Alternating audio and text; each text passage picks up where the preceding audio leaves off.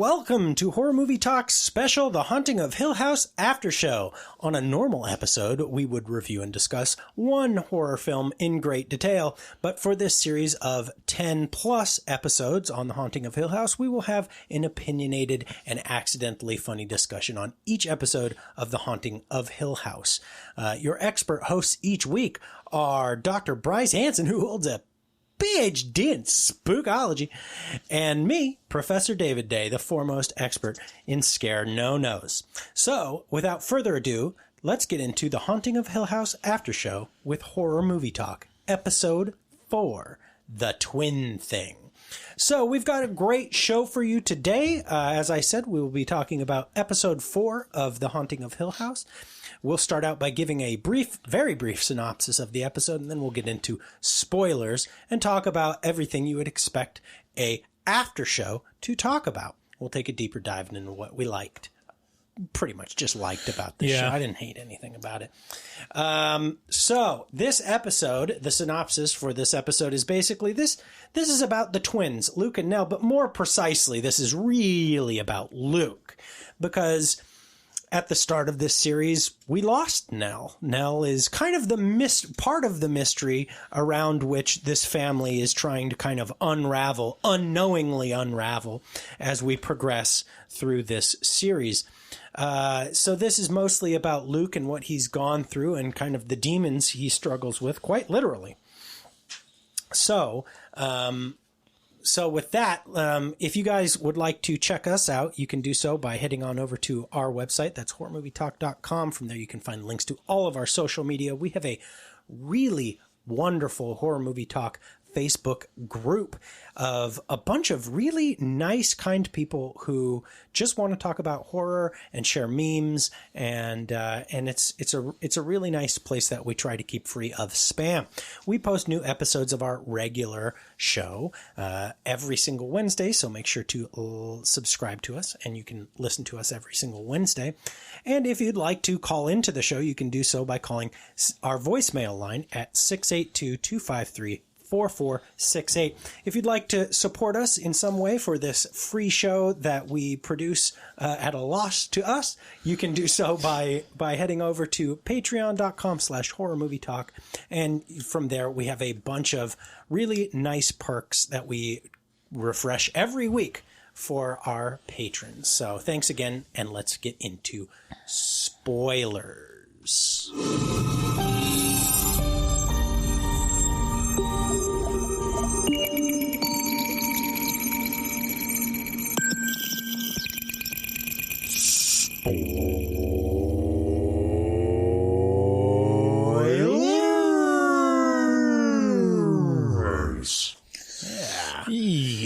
So, like I said, we get to kind of take a closer look at the twins, which up until this point, aside from the beautiful Theo, is kind of the most compelling set of characters in this. Well, they're almost one character because they're twins. Have you ever known twins? Have you ever been close with twins? No, not personally. I've had a lot of twins in my life. Really? One of my best friends for most of my life was a twin. And so, but he wasn't very close at all with his brother. And they kind of hated each other. Really? Yeah. That's interesting. Yeah. But, how old were they at the time? I wonder if it was their like whole a phase. life. Oh, really? No, yeah, they were. Huh. Yeah, they were not big fans of each other. They weren't terribly similar. Yeah. Yeah. Anyway. Were they paternal or identical twins? They were paternal. Yeah. Yeah. Yeah. Which is the case in the case of Luke and Nell. They're, obviously a boy and a girl.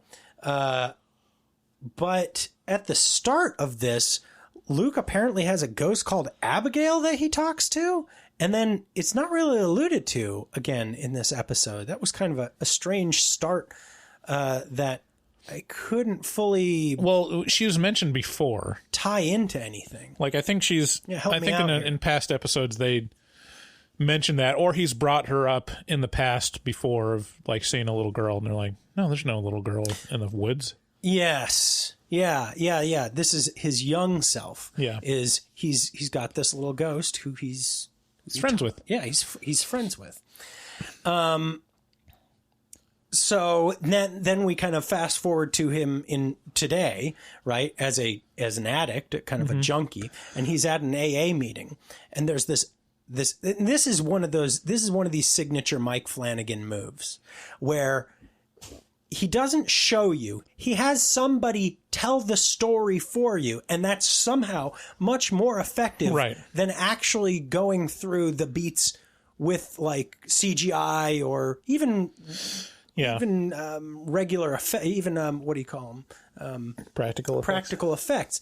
It's more impressive to have this blind man at an AA meeting tell the story of how he became blind and what haunts him, which is, he was in Iraq or presumably Iraq. I'm not exactly sure where. I think they said Iraq, but he describes the horrors of war and coming upon this little girl who apparently when fire burns at around the correct temperature, people's eyes can melt out of their heads. Oof. Is that rough for you? Yep. Yeah. And this image just follows him everywhere. Every time he closes his eyes, he can't shake it.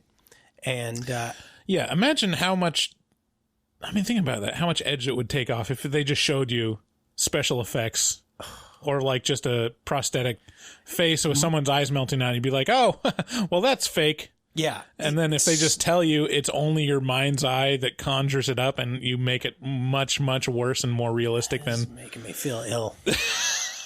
Oh, gross. Bravo, Flanagan. Yeah, it's checkmate. It's a really well done, well executed thing because you can, and if you've ever known anybody who's, who has PTSD of some variety, oh man, they talk about this kind of stuff.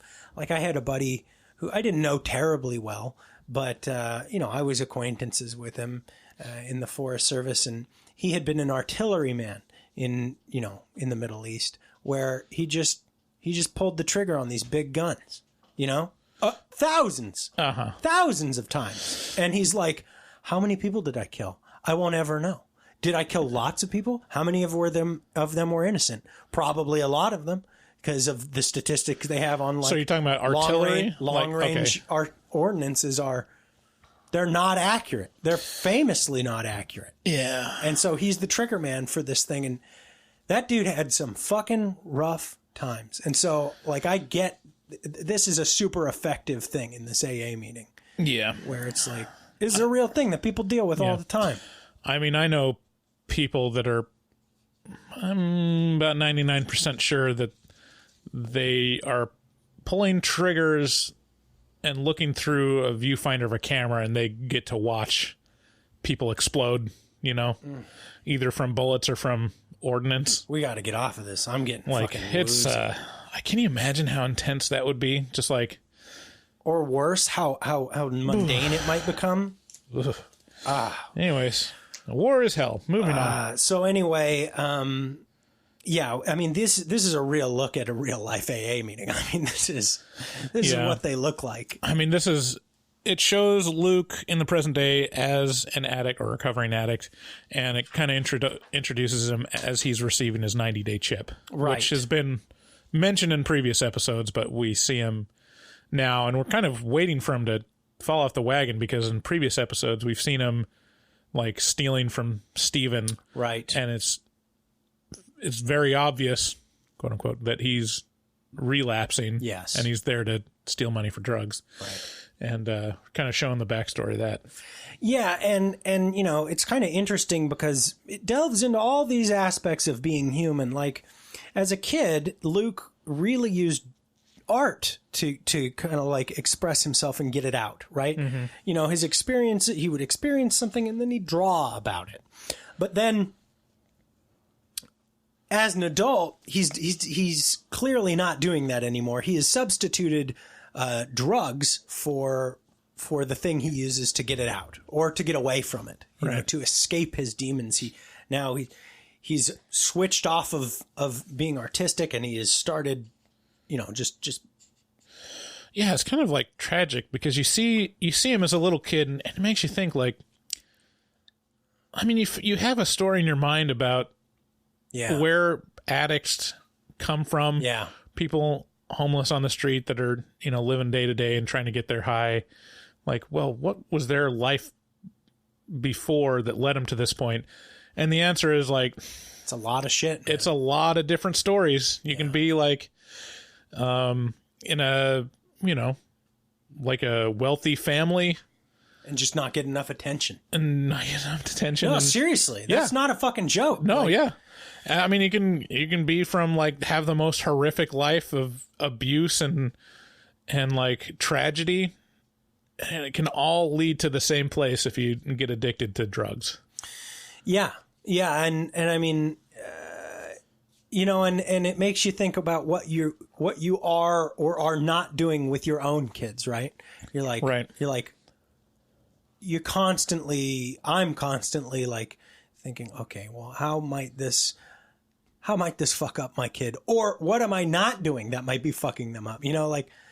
Maybe I look at my phone too much while she's like, Daddy, look at this picture I drew. And it all comes back to this place of like, you're going to get fucked up, but how can we mitigate that? Right. Like, how can we do the best we can? So I guess what I'm trying to say is like, just when I think a lot of this has been lost, especially today. It seems like people are so quick to judge and hate on everybody else. Just think about what other people have been through. If they're on the opposite side of the political spectrum than you, they got there somehow, and they're still a person, and they're still deserving of humanity. Just give people their humanity. Even the people on the street everybody has experienced shit, and it's all about how we deal with it. So I don't know. That's what I really like about these episodes. Kind of make you think about the humanity inherent within all of us. Mm-hmm. Anyway, it's a high horse, but there's this thing where they're putting buttons through like the intercom system, the old fashioned piping intercoms, and she's like, okay. Nell is talking to her brother Luke down at the bottom of I'm going to put 3 buttons down through this intercom, and they come down through it, and he's got his hat, his top hat, which is important because the demon that has basically attached itself to him. Yeah, the floating man.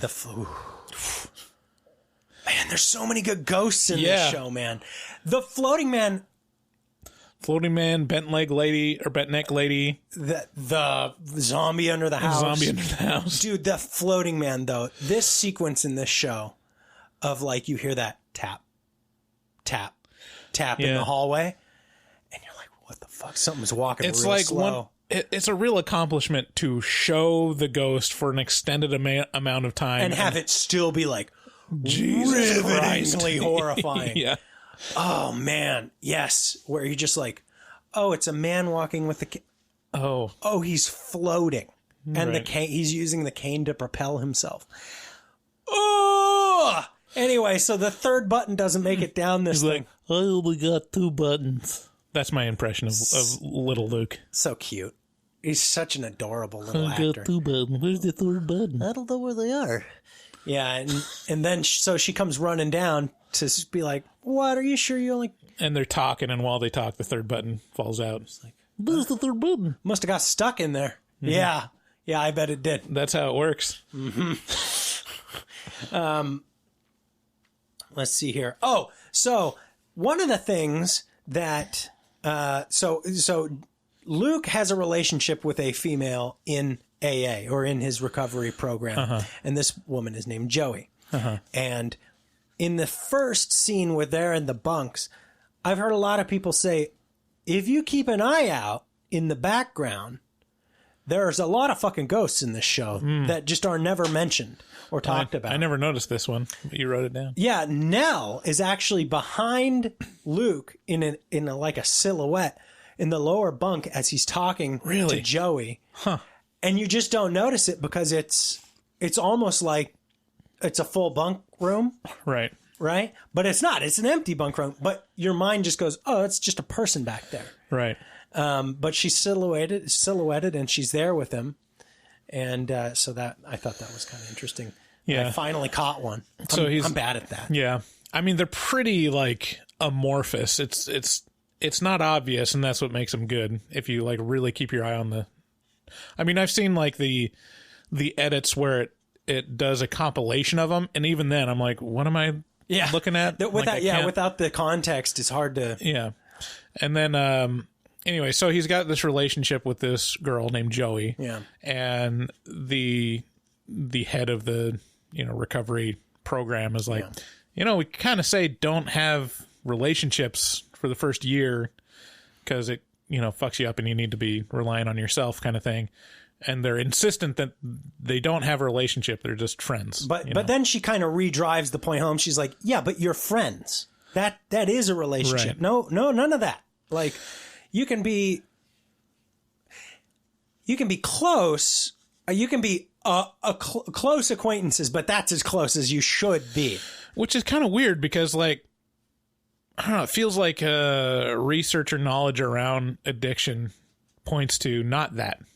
Where it's like, really the reason why a lot of people get addicted is they don't have the support structure or the security of maybe I don't know what I'm talking about, but I know that they've done like studies on where like this is not a good analog, but they do a study on rats where they provide rats an unlimited amount of narcotics or whatever. Yeah. And that if one has like other rats to be social with and has a good life. Too simplified. That boils it down into such a weird binary, like nothing. No, it makes sense because as an addict, you have to, I think this is my best attempt at this. You really have to come to know and understand and and love yourself before you can really continue on, because otherwise anything can be you. You can your mind can snake its way into being like any fucking thing is a reason to relapse. Right. And so the less of those little trigger things that are available to you on that road to recovery, the better. And apparently a good time frame for that is about a year, so it's like, just work on you. That's really important that you work on you and not be dependent on someone else, because other people will let you down. And as soon as they do, you're just going to be like, here's an excuse to relapse. Anyway. Yeah. So this friend, Joey, she skips out on rehab, which is a big no-no. Like, if you leave rehab, you don't really get an opportunity to come back. Right. Or they just fill the spot with someone that's not going to, fuck it up. Right. No, they fill it up with someone who they hope won't fuck it up. Right. But might. So he sees that she's gone and he follows her. And that's like most of the episode is him trying to find her, finding her, being ultimately disappointed and betrayed by her, kind of. Yeah. And just a real, like, harrowing story of addiction. Dark shit. Yeah. Yeah. And as he gets out onto the streets, the floating man is there, right. It's following him, and it's disturbing because it's always his back. Right. And he's like walking away and the floating man is floating towards him like backwards. Yeah. Yeah. Oof. Ugh. And, eventually what he ends up doing is it gets tied back. This storyline you're talking about, where he's on the street and he's looking for Joey, eventually leads to, like you said, him finding Joey, and then her being like, "Can we get some shit? Can we get some fucking money? Can you like get some out of your brother?" They go to his brother's house. Well, what it is like he tries to call the rehab center. Hotel. Well, he calls the rehab center and they say, "You can't come back. Definitely not tonight. We're like closed up shop." And so he wants to find a safe place for her to come down off of. Right. Being high. That's all. It always starts with good intentions, right? And they need money for a hotel, and so he realizes that he can probably get some money from his family. Through many, attempts, he finally arrives at Steven's house, and that's where it picks up, where the scene that we saw him, and we realize that like he hasn't relapsed, but he looks like shit, because throughout this whole episode. And he even mentions it, like, it feels like he has he's talking about he has symptoms of withdrawal even though he hasn't used at all. Yeah. He's talking about how his arms and legs are cold and stiff. Yeah. And he keeps grabbing at his neck. Yeah. Like rubbing the back of his neck. And it's like got all these symptoms where he he's just as healthy and hasn't relapsed at all. It's this ghost that's haunting him. Yeah, but he looks like shit. Yeah. Yeah, and let's see here. What oh man, the back to these nighttime scenes with these kids.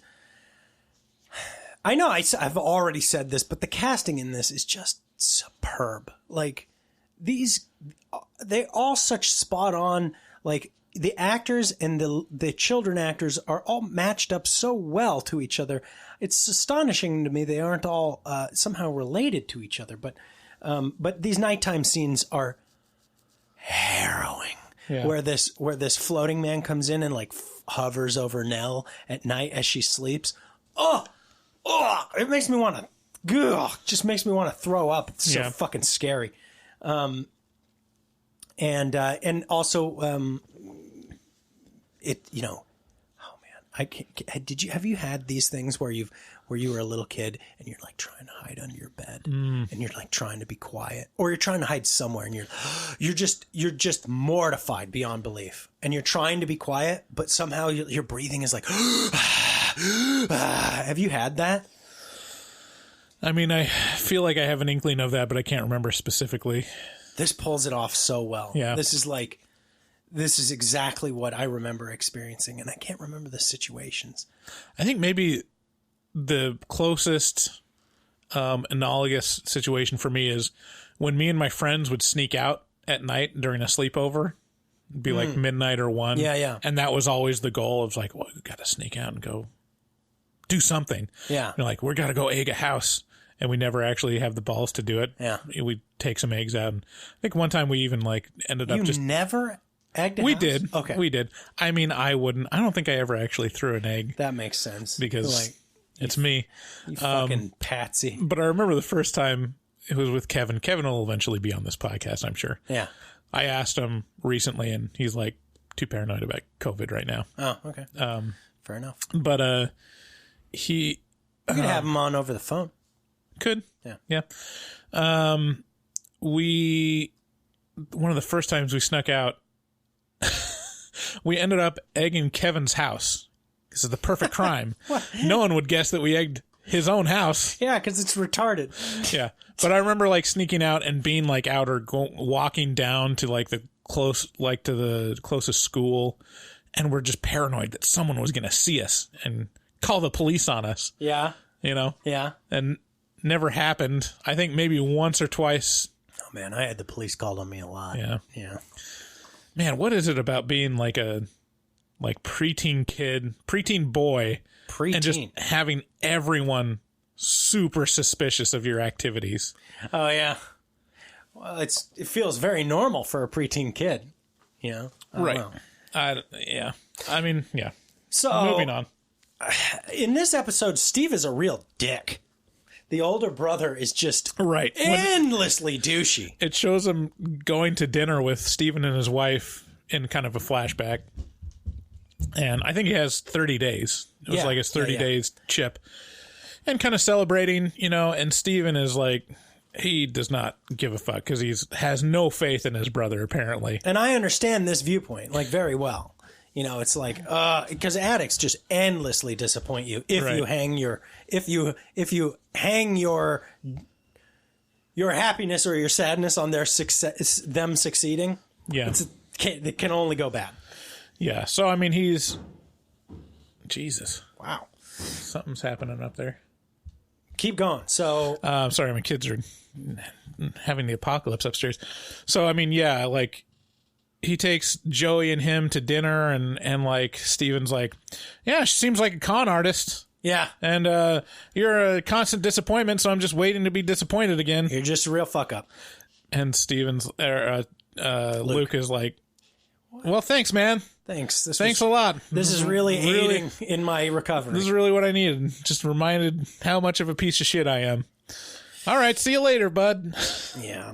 Yeah. And then we learn that, at the end of this escapade where Luke is, trying to help Joey find a room to come down off of, she's like, hey, I'm going to go take a pee. Or no, I'm going to go shoot up over here in this alley. Right.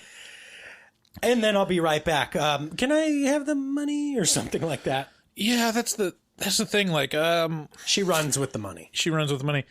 If you are there specifically to help someone come off withdrawals or to protect them from having drugs,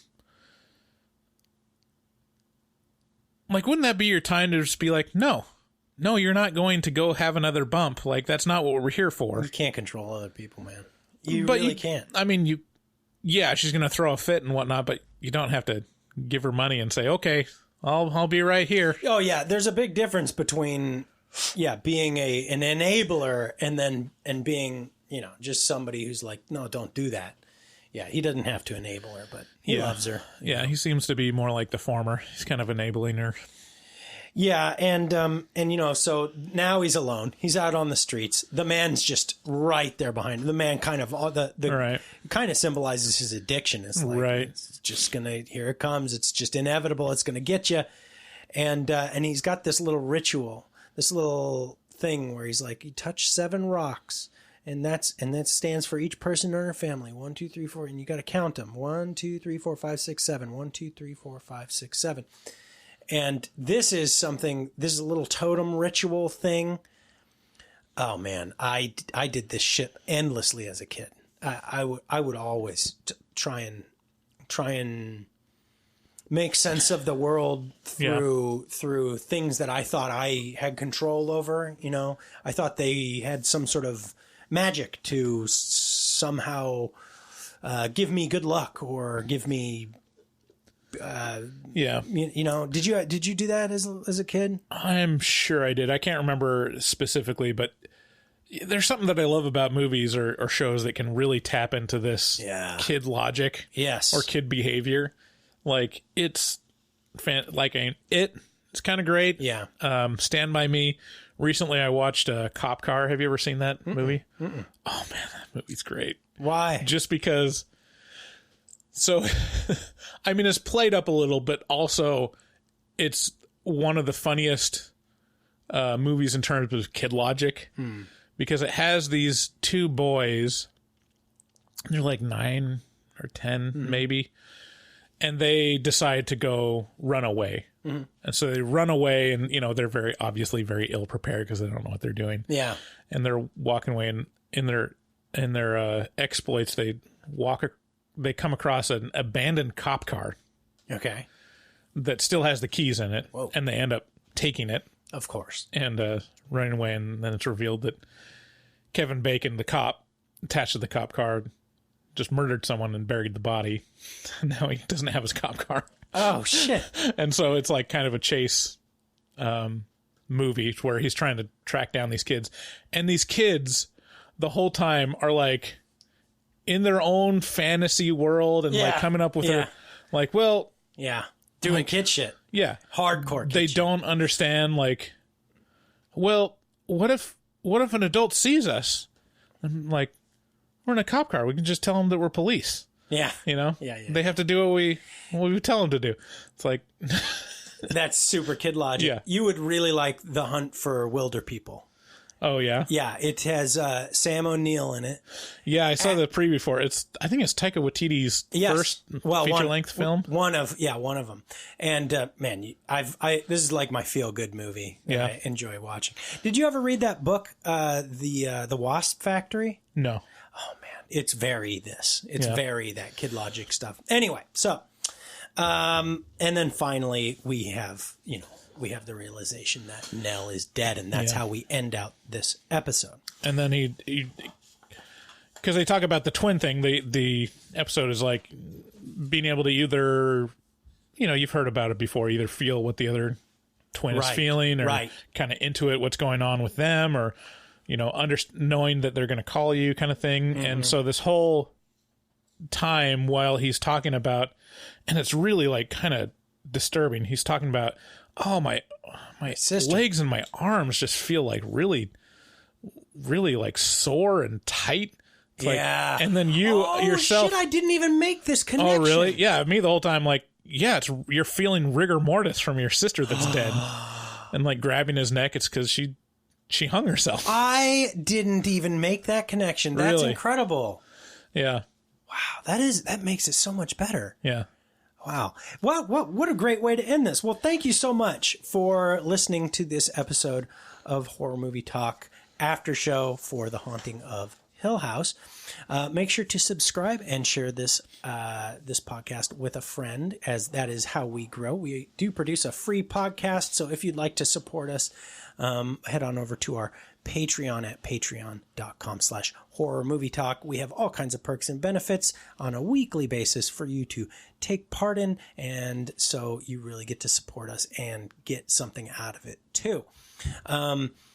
Check out our resident artist, Dustin Goebel, who does artwork for us on all of our normal Wednesday shows. He's a professional artist, and he also takes commissions for artwork from HMT fans, so make sure to contact him at dgoebel00. That's at DGOEBEL00 on Instagram, and make your artistic dreams come true. Special thanks to Maxwell.R.Allen for producing the intro music for these episodes. Thank you so much for listening. And if you'd like to give us a call to our voicemail line, you can do so by calling 682-253-4468. Thank you and have a fabulous day. We love you.